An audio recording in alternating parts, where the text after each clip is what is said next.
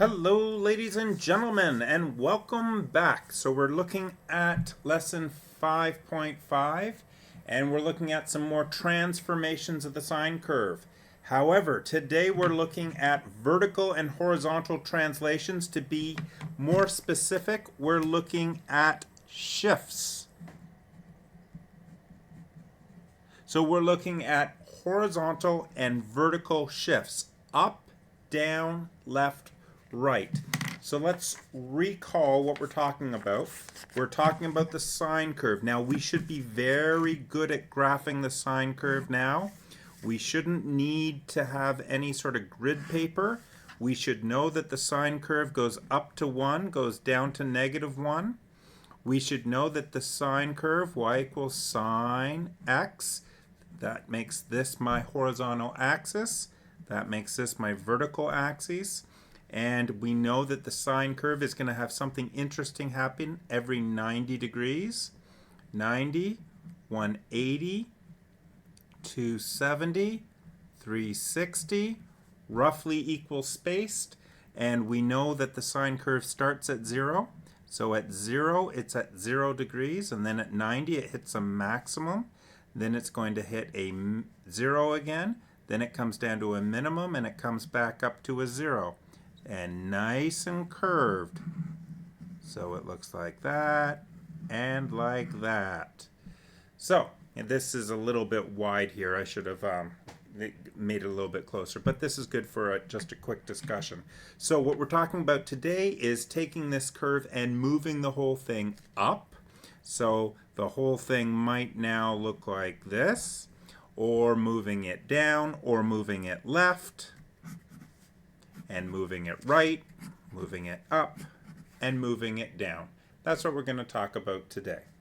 So, in the previous lesson, we learned that sine curves could be transformed with vertical stretches and compressions, vertical reflections in the x-axis, just like quadratics. Similarly, they can be vertically and horizontally shifted and moved. Vertical translations are controlled by a variable or by a number that will be outside of the sine function. So you'll have sine x plus k. Now this k is outside the sine function.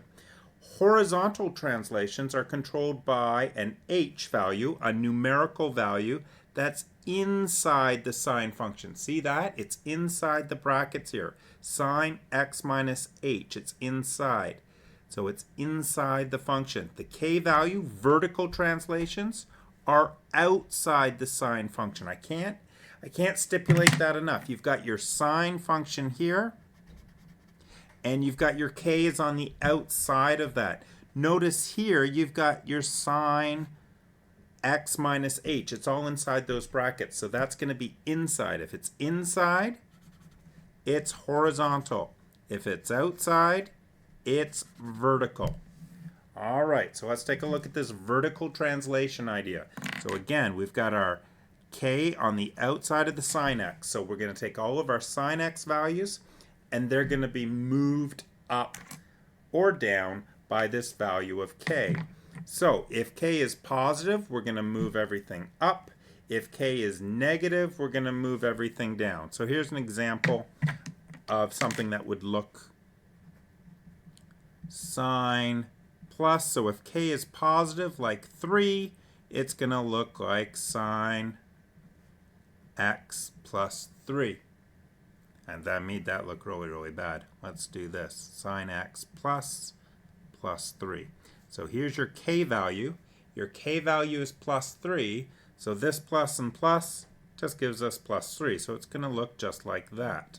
So that would be a vertical translation up 3. Now if your k value is negative, so let's say it's y equals sine x plus k. But in this case, the k value is going to be negative. So this plus and this minus here are going to give you, and that would be a translation down 3 units. Okay, so let's do an example so we see what's happening here. And we're going to do all the bells and whistles with this. So sketch the graph of sine x first, and then sketch the graph of sine x plus 1 for one cycle. All right, so let's start off by sketching sine x. Let's choose a scale. Let's make this 1. Therefore, that will be -1. Let's go 30, 60, 90. 30, 60, 90. So it's another 90. 30, 60, 90. Another 90. 30, 60, 90. 360. And that'll be enough for one complete cycle of the sine curve. We know the sine curve starts at 0, goes to 1, comes back down to 0, goes down to -1, and back up to 0. And it's going to look like this. So we have just sketched sine x. Now, they would like us to sketch sine x plus 1. Let's think about that for a minute. This y equals sine x, I was able to do it by plotting all of the points that I knew. I knew that it was going to be 0, 0. I knew it was going to be 90, 1. I knew it was going to be 180, 0. I knew it was going to be 270, -1. And I knew that it was going to be 360, 0. That's the sine x. Well, what happens if I'm going to now sketch y equals sine x plus 1? Well, if we think about this as x sine x, that's going to translate into x sine x plus 1. So each one of these points is going to have the same x value. So it'll be 0. But it'll be sine x, which is 0. 0 plus 1. So 0 plus 1 is 1. This one will be 90. X is the same. But instead of sine x, which is 1, it'll be sine x plus 1. So 1 plus 1 is 2. This one will be 180. 0 plus 1 is 1. 270. -1 plus 1 is 0. And 360. 0 plus 1 is 1. So this is what's happening. If I add 1 to the range value, all of them move up. That should be a 0. So 0, 0 moves to 0, 1. So then what happens here is we get this new curve. So 0, 0 now moves to 0, 1. 0, 91 moves to 92, which would be here. Let's show the scale. So that would be 1. So that would be 2. 180 moves to here. This one moves to here. And this one moves to here. And we get the new curve.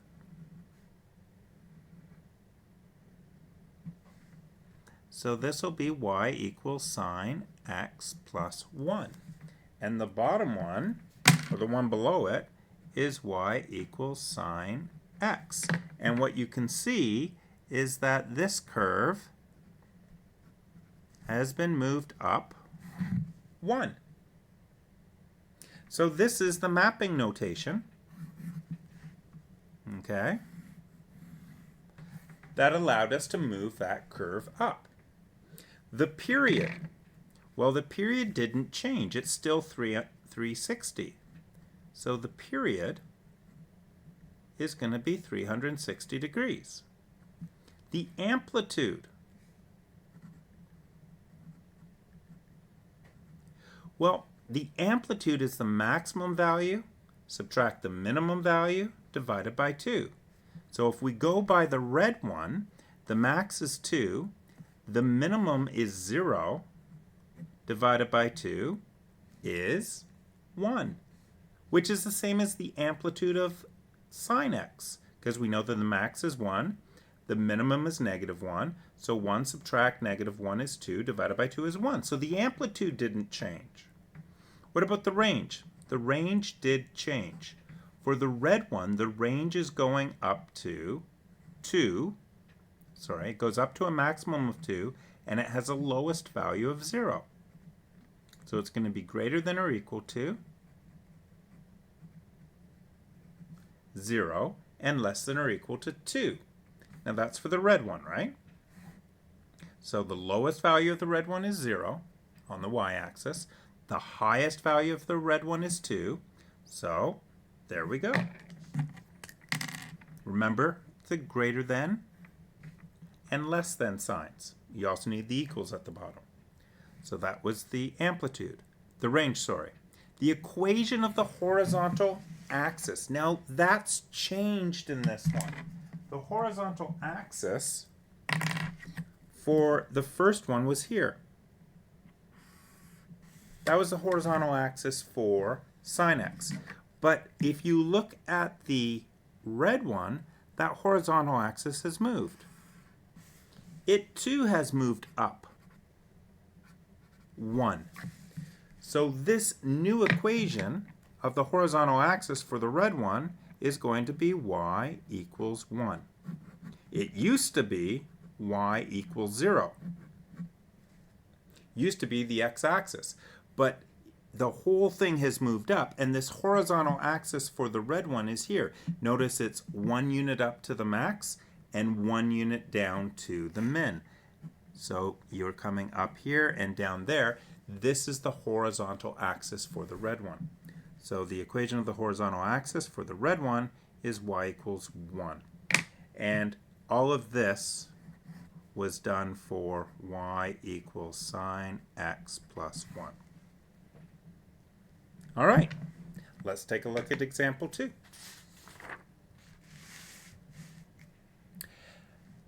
Example 2. Sketch the graph of y equals sine x and y equals sine x minus 2 for one cycle, showing the mapping notation. Okay, so let's start off by doing y equals sine x. Once again, that is what the ordered pairs are going to give you. So for sine, we know that something interesting happens at 0, something interesting happens at 90 degrees, something interesting happens at 180, 270, and 360. And we should know our sine curve well enough by now to know that that's going to be 0, goes to a maximum of 1, comes down to 0, goes to a minimum of -1, comes back up to 0. And we can sketch that. So if we make this 1, we make this -1. And if we go 30, 60, 90, 30, 60, 90, 30, 60, 90, 30, 60, 90. Our sine curve comes from here, here, here, here, and here. And it'll look something like this.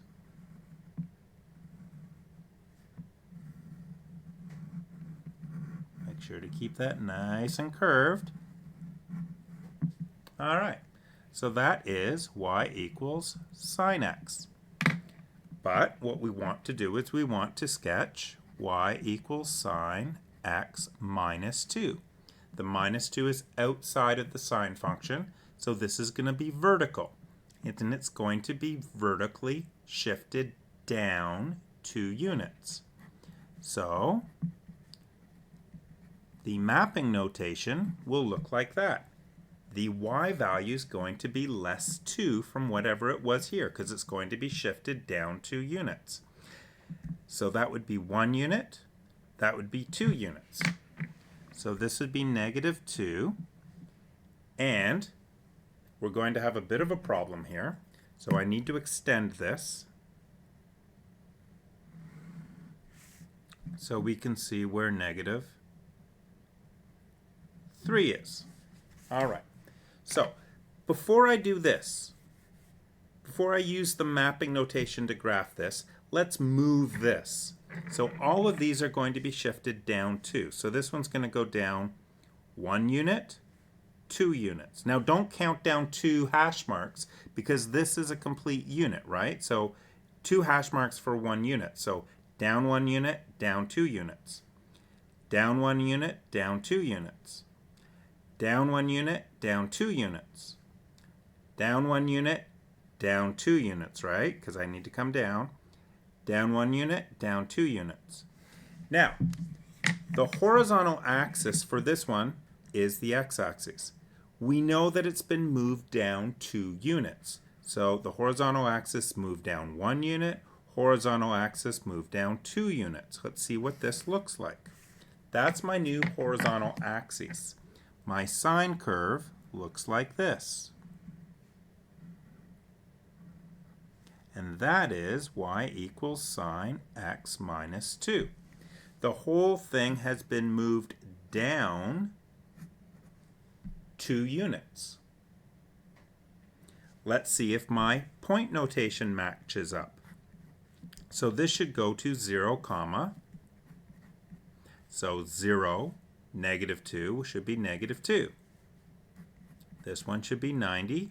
1 minus 2 should be negative 1. 180. 0 minus 2, negative 2. 270. Negative 1 minus 2 more, negative 3. 360. 0 minus 2, negative 2. Let's see if it matches up. 0, negative 2 is here. 90, negative 1 is here. 180, negative 2 is here. 270, negative 3. 360, negative 2. So both work. And you're going to use either one to graph it, depending. Sometimes we'll put in the sine curve and then move it down. Sometimes we'll just do this, depending what's convenient for us.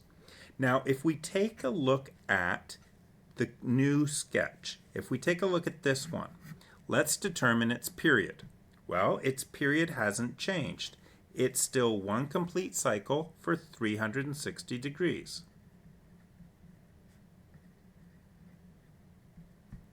Okay, that didn't change at all. What about the amplitude? Well, the amplitude is the max minus the min divided by 2. So its maximum now is negative 1. Its minimum is negative 3. That is going to be negative 1 plus 3 over 2, which is 1. So that didn't change from our original curve. And you can see that here. I go up 1 from my horizontal. I go down 1 from my horizontal. So my amplitude is 1. And my horizontal axis is going to be y equals negative 2. We'll get to that in just a second. Range. Well, the range is a little bit different from the other one. The range is going to be my lowest value of negative 3 and my highest value is negative 1. The equation of the horizontal axis, we've done that already. Horizontal axis is going to be y equals negative 2. And remember, all of this was done for this curve.